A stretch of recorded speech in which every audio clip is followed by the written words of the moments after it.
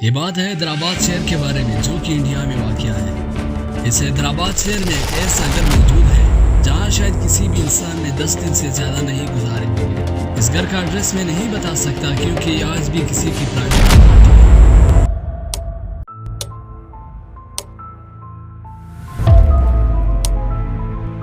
ये बात है साल 2020 की।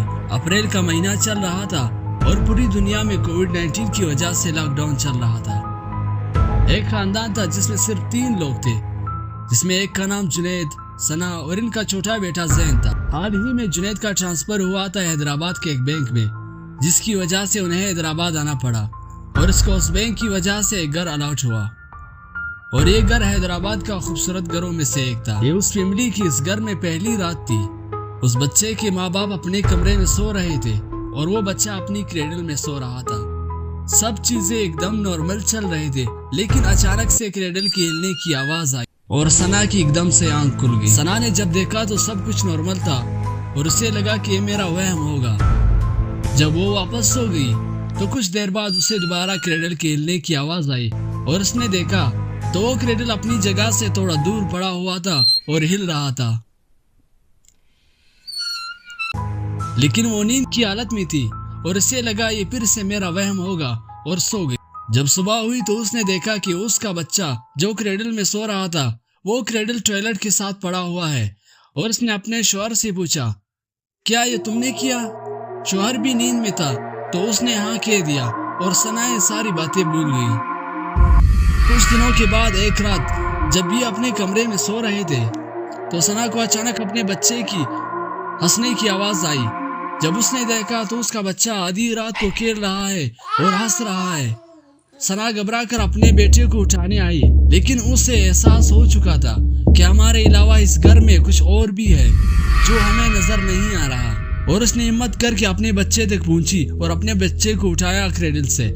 उसने एक चीज नोट की कि उसका बच्चा जो क्रेडल में था एक बार फिर उसी टॉयलेट के साथ पड़ा हुआ है और उसका बच्चा बार बार टॉयलेट की तरफ मुंह करके हंस रहा है।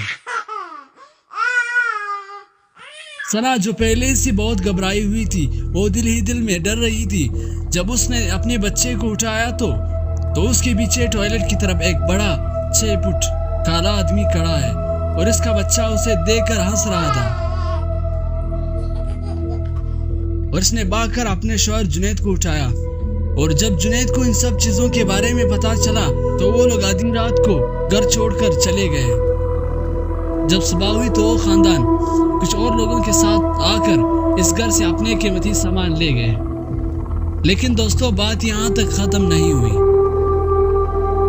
इस घर का जो मालिक था उसका नाम रहमान था, जो कि एक हिंदू फैमिली से ताल्लुक रखता था।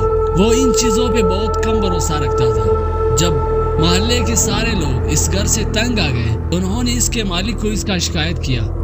उसके मालिक ने एक पंडित लाया। पंडित ने जैसा पहला कदम इस घर के दरवाजे पे रखा तो उसे एहसास हुआ तो यहाँ पे कुछ नेगेटिव चीजें भी है और पंडित ने उसे बताया कि शायद किसी मौलवी या हाफिज का काम हो सकता है और वो पंडित यहाँ से चला गया। अगले दिन उस घर का मालिक एक हाफिज कुरान को लाता है और उससे कहता है कि आप मुझे बता दें इस घर में ऐसा क्या चल रहा है।